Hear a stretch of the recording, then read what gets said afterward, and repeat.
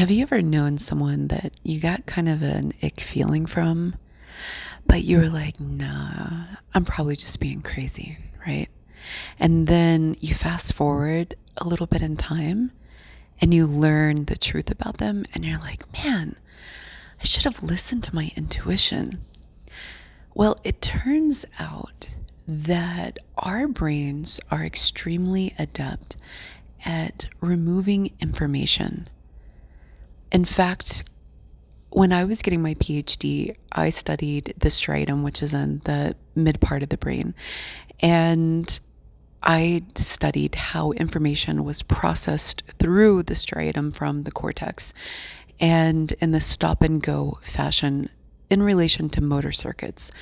And what I found is that, not specific to my PhD, or my research project per se, but in general, that the brain is designed for this, is that information is so abundant that the brain is really set up to eliminate a ton of it so we can focus, so we can move intentionally, so we can have goal-directed behavior. And we can modulate this attention. We can say, I want to look at all of the beautiful ladies as they're walking down the street. Or we can say, I want to look at the stop signs or the red lights. Or I'm in a foreign country, so I want to look at the other side of the road where traffic is coming in. And that increases the cognitive demand that we have on our attentional systems. But essentially, the brain is structured to eliminate all of the noise so you can focus on a task at hand. And you can command it and say, this is the task, this is the thing. But when it comes to intuition, a lot of this is happening in the background. And because the brain is so sophisticated at processing information efficiently and removing a ton of it that we don't need, like the background noises, the smells. There's so much perceptual information that comes in. The fluorescent lights, unless you're neurodivergent, and then those drive you crazy. So do the tags, on your clothes, certain fabrics. This is because your brain is hypersensitive to stimuli in the environment. And whereas a neurotypical brain is much more adept at something called habituation, or silencing that extra stimuli. And if you're neurodivergent, by the way, I can really relate, because as a gifted person, highly sensitive person, I'm not on the spectrum, but I know a lot of people who are, and there are some similarities when you have giftedness or when you're a highly sensitive person and when you have autism. There's a huge overlap in the experience of being in a body and not being able to habituate to certain sensory stimuli, particularly if you have overexcitabilities. And so what happens is that you go through this world that feels like it was designed for robots, like everything's really loud, like it clanks a lot, and the blenders are like, and the cars are like, burr, burr, burr, and the lights are like, zzz. And it's this experience where it's assaulting to the senses, right? And then you start to awaken spiritually or on the consciousness expansion journey, and something else happens at a physiological level that people don't always talk about, but I believe is true. And I don't think that it's studied, but I don't know from a scientific perspective, but there are sensory changes that then make you even more sensitive. And so then all you want to do is just kind of like curl up in your room under a blanket and just like make everybody go away. All of the noises.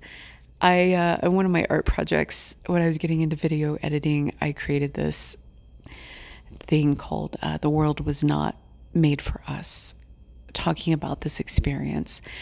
And so normally the brain in a neurotypical brain is really adept at taking all of that extraneous information and omitting it.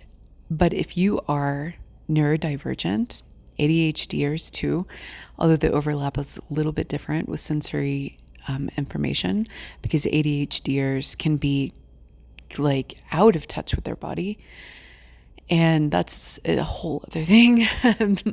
So there is a process, many processes actually, that the brain undergoes to help you navigate through life.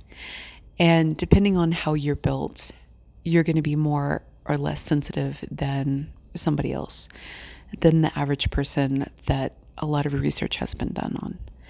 And so when we start talking about intuition, this is really, really important to understand that intuition runs through different circuitry in the brain than your normal processing of the world. And whereas a lot of the processing of sensory information happens at the cortical level, like at the parts of the brain that were like the most recent to evolve, if you believe in evolution. And not all my listeners do, and that's okay. You're welcome here too. The intuitive circuits are actually deeper in the brain, and they're older, and surprise, surprise, they are connected to different systems. But these systems are happening at a subcortical level and are mostly outside of our conscious awareness. So, for example, I invite you to my non-existent research lab at some university in the future that lets me be a tenured professor where I can teach quantum traveling in my fairy tale world here. I invite you to my lab for a research study. No, I'm not going to take your brain apart or anything like that. It's, you get like some candy and money at the end of it and you walk out with a smile. But I trick you. I hook you up to goggles and I give you a little lever in your left and your right hand. And I tell you to hit a button if you feel something positive. So I say, if you feel something positive, then hit the left hand button or hit the button with your left hand. And then if you feel something negative, then hit it with your right hand. And then of course I counterbalance it to control for side. And I would switch it at some point in the trial. But I show you images on the goggles and then I ask you your responses and then we record them. But what you don't know is that while you're looking at images of puppies and images of hammers and nails and random objects that you don't understand why I'm showing you them, I'm actually flashing other images in your eye, one of your eyes, not both, but one of them super, super fast. So fast that your conscious awareness, the person who thinks that they're in the driver's seat, doesn't actually ever know. You can say it's like subliminal messaging. And I am recording your responses. This isn't the perfect design of how the researchers actually did it, but just bear with me. And what I find is that your body knows. Your body actually responds to those hidden images, especially if they are pictures of something frightening or dangerous, like weapons. And what happens is that your heart rate goes up a little bit and your palms get a little sweaty. So in this study design, I would have to be measuring that too. And so it's really fascinating because while you're processing pictures of puppies and flowers and hammers and nails and cars and things of that nature, your body's actually processing and responding to a different set of stimuli that you don't even know is happening. And this is a lot of the bulk of the work in intuitive neuroscience, from the papers that I've read. I've never done studies like this. And the study design, if you're a neuroscientist, sorry, for the sake of a little bit of entertainment and fun, I kind of blended some of them together. But essentially, your intuition connects with your body. And what I find is that when people are very heavily in their mind, or when they're disconnected from their body, like I used to be, and this was a really painful life lesson that I had to go through. I don't recommend this journey. You are disconnected from your intuition. And that means a couple of different things, a couple of ways it can manifest. And then it can be a hindrance for you if you're a reality shifter, which I'll get to in just a moment. So you can hyper intellectualize things. You can say, no, that person, I'm just being crazy. Like how we opened. Even though you're cognizant of the feeling, particularly if it's a very strong feeling, you'll be aware of it because your intuitive system is like, hey, this might be like an axe murderer that you're going on a first date with. Like this might be a bunny boiler. You need to be careful, right? And so when it's related to your safety, then the intuitive system is very, very strong. But if you're in a monogamous relationship and you're dating somebody, then your intuition might speak to you more in whispers. Like, I think they might be lying. Are they talking to other people when they're trying to be monogamous? And it's this whole self-gaslighting dance that you do as a result because you're in your mind.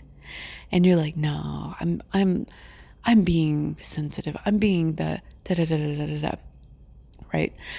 And so these, at the very basic levels, intuition is very strong when it's trying to keep you alive.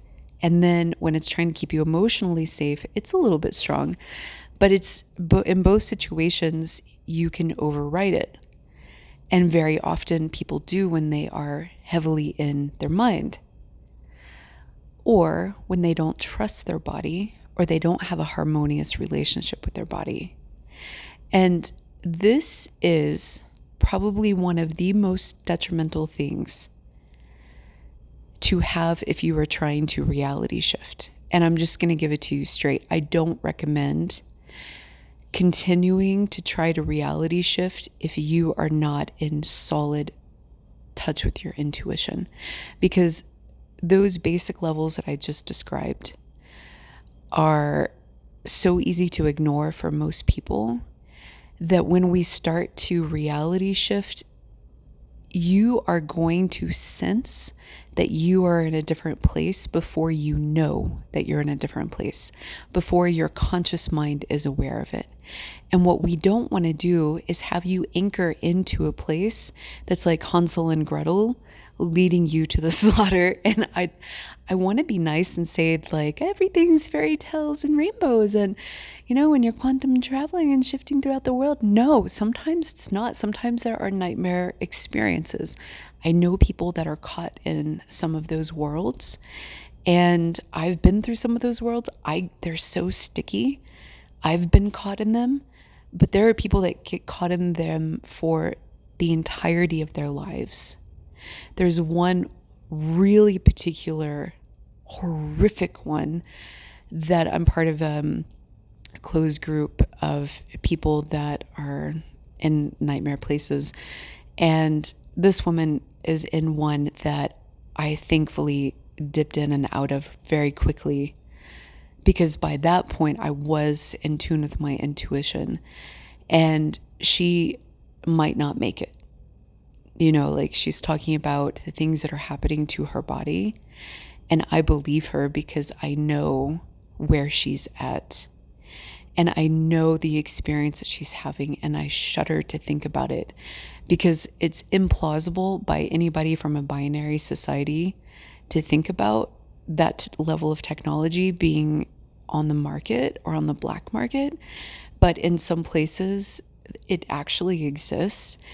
And it's a real thing. And I'm getting to see her at the end of that road.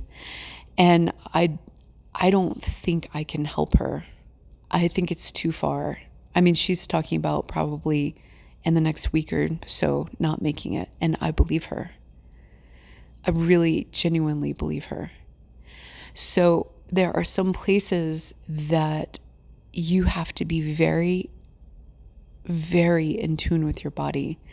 For example, there are some places that you need to sense whether or not you are welcome, whether or not you can talk. Sometimes you can only pass through in complete silence.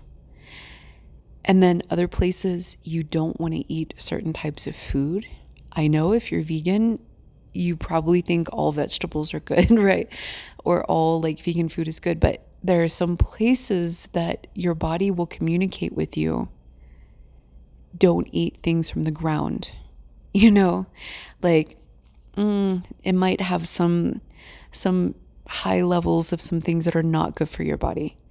And so if you are disconnected from your body's intelligence, and you're disconnected from that guidance system, which makes it very unforgiving to travel through and just like go exploring. And I wish I could tell you to do it anyway, but I strongly encourage you not to, especially because at some of the height of the experiences of quantum traveling, my physical body underwent many, many significant changes and requests for certain types of food, like cold food, raw food, no meat for a while, no cooked food or heavy food.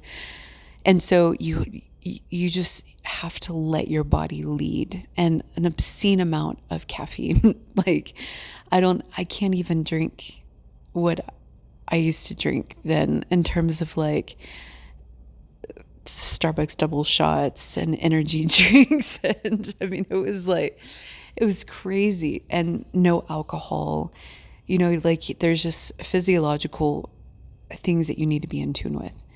And what I find is that there are some places, especially in the nightmare realms, that are so unforgiving if you are not really in touch with your intuition or your body. Because the mind is so easily tricked. And the technology capabilities that exist there exceed what is possible based on if you were to go to Google today, depending on where you're at. And as a result, you can really get trapped there. And I see people that are struggling with that, and they spin in circles, like they can't see me. They can't see friendly from foe. And so then it's like, you need to be able to walk into a room and take in the information there, right? And to walk in and assess where you're at by feeling it out. It's like going to a networking event or going to a party. Like, you need to be able to go in by yourself and feel who's approachable, who's not approachable, who's friendly, who you have to be able to read the room. And when you're very in touch with your intuition, you can do this naturally without even thinking about it, right? But people who are spinning in circles walk into a room, and at the worst of it, they're like aggressive. Like they're walking into a friendly party and they're going up to people and then they're shouting at them for no reason, right? And then everybody starts to look at them weird. And then that feeds into a narrative that they have in their minds about what's really going on. And then it amplifies their dangerous behavior. And then it amplifies the rejection. And it's, when I say spinning in circles, I mean like spinning in circles. And so if you are trying to navigate through some of those worlds without the groundedness of your experience and being able to read a room, to know when you're safe, to know when you're in the presence of friendliness, friendly sentient beings, because the tolerance for friendly fire at certain points in the journey is really low unless you are being guided and unless you're on like a bunny slope or you're on like a blue, if you're a snowboarder or a skier. And then at a period of time, you're going to access places where people are not so forgiving, and you're going to be shut out and the doors are going to be closed. So if you don't already have a strong intuition, I really recommend practicing that. When I was researching several years ago, I wanted to be an intuition trainer, and now it's expanded into something bigger. That's like one tiny little part of it. But when I was researching it, then there was no real intuition training programs, at least that I approved of. There were a couple, but I was like, wouldn't recommend them. And now there are many, many, many, many, and many people that are teaching really great material. And so I would find one that resonates with you, because the really fun part of intuition is that it can lead you to miracles. It can lead you to serendipities. I had somebody today reach out to me and who followed her intuition. And I was so happy because, and I don't know what our connection is, and she doesn't know what it is either, but I was just so happy that there was somebody that honored their intuition, that acted on it, and then was like, hey, I just thought I would introduce myself and say hi. And I was like, hey, yeah, let's stay in touch, And so it can lead you to things that you might not have, doors that you might not have gone into. And it can tell you about the timing of things as well. And it can tell you what's in store for you. So I got it like a little sneak peek of what might be in store for that potentiality. But I don't know if we'll co-create that together, but it's very like beautiful potentiality. And so at the base levels, keeping you alive and keeping you emotionally safe is great. But the cool parts of intuition come way beyond that. And then when you're connected not only with your body, but your energy centers, then it's like you're living next level. But the problem is, and this is the problem I've found, is that if you exist in a world where people aren't awake to that, or they don't trust it, or they don't honor it, then it can actually be a frustrating experience, because you're like, really? You're going to come at me with that when I know that it's this, like it gives you an ability to see the shadow architecture of people's psychology, and that it gets like kind of annoying, because you're like, okay, all right, you're not really just sneaking around stealing from me as my best friend, right? This is not really happening. Like, oh, it is. Okay, all right. Oh, yeah, okay. All right. So sorry, it's in my breaking patterns segment. It was just this unbelievable charade, or people will try to gaslight you and you're like, oh my God, you're really gonna pretend like you didn't. I could feel you, like I could. So it creates a frustrating situation if you don't have the people around you to have fun with it and to explore it. But above all else, the most important takeaway is that when you are shifting realities, your body's going to know first. Your energy is going to know. It's going to be really close. I was going to say second, but it might happen in parallel.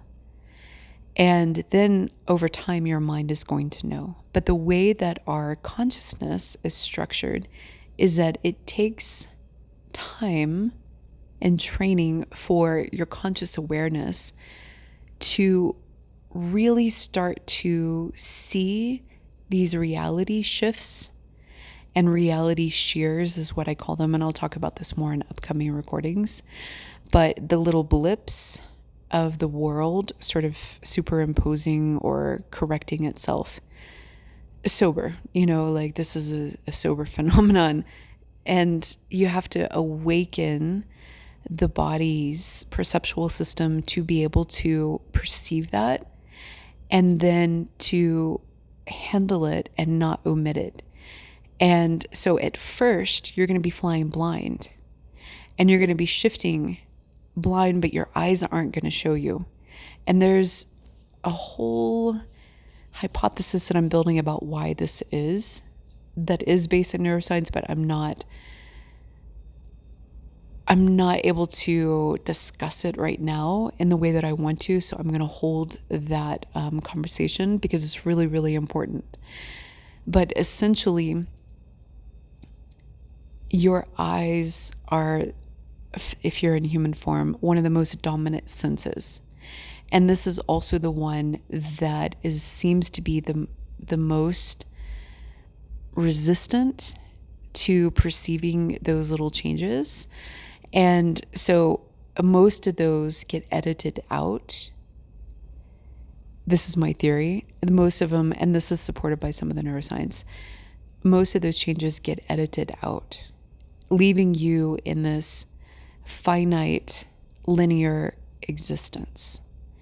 And so the neuroscience shows that there is editing, and then I'm extrapolating that a little bit further to the quantum shifting experience, which to my knowledge has not been studied. But we know that the vision is edited and it's also on a delay. And the way that it comes in is hierarchically processed by the visual cortex. And so it comes in through the eyes and then it hits the cortex, and then it goes, at first it tells the cortex that it's where it's at in space. And then as it goes through the different parts of the regions, it does so in a hierarchical fashion. And so it processes more and more detail and more information. And then that information is sort of synthesized in a memory. And then when you recall the memory, there's some activation of similar circuits or similar regions, but there's some information that is left out. But before all of that sophisticated processing happens, there also, and I need to double check this, is an editing process that doesn't even get encoded into your awareness. Similar to how the intuition studies, if you flash an image fast enough, you don't ever remember it because you don't ever know it, right? And so what I believe happens, and I guess I did want to talk about it, at least my budding theory or budding hypothesis, is that we are shifting, but without that training, without that habituation, without any of that, we bootstrap this model of reality, kind of like a simulation running in our minds. We have mechanisms to bootstrap it into a linear fashion that is very hard to break. And so by opening ourselves up to this quantum traveling experience, quantum tunneling is another way to say it, reality shifting, we have to understand that sometimes it's our sight that is the last to communicate to us that we've shifted. And so that's why we have to be in very close proximity to our intuition. And it's a weird way to say it, close proximity to our intuition. What I mean is as the conscious, self-aware, hyper self-aware, sentient being that is having a human experience, you need to temporally be very, very close to your intuition. You need to be like really almost like next to it in your human experience, so it doesn't elude you when you start reality shifting. So listen, if you want to work with me one-on-one, I would love to work with you, especially if you are into reality shifting and if you'd like some coaching. We can work on your intuition. We can work on the relationship with your body. If you're in a nightmare realm, definitely reach out to me because you don't have to stay stuck there. The process to get out, though, is really challenging. So I'm not trying to say that it's going to happen overnight, but I've done it. I know that I can guide you through it. But it is an experimental training, and it's sort of like if you're in the haunted house and you're stuck in a room. I'm outside of the haunted house. I'm going to go in, I'm going to retrieve you, but I'm not going to stay there with you. And we're going to GTFO. But there's some resistance sometimes to leaving the room and leaving the haunted house because very often our psychology needs that processing time to be like, oh my God, we're in a haunted. Oh my God, it's fucking scary, man. And it's like, I know. We got to keep going. We got to keep moving. And not everybody is ready or amenable to that process. So also, I love to work with people that are trying to refine their technique. We can co-create together. You don't have to be in a nightmare place. And the way it works is that I do it asynchronously on WhatsApp.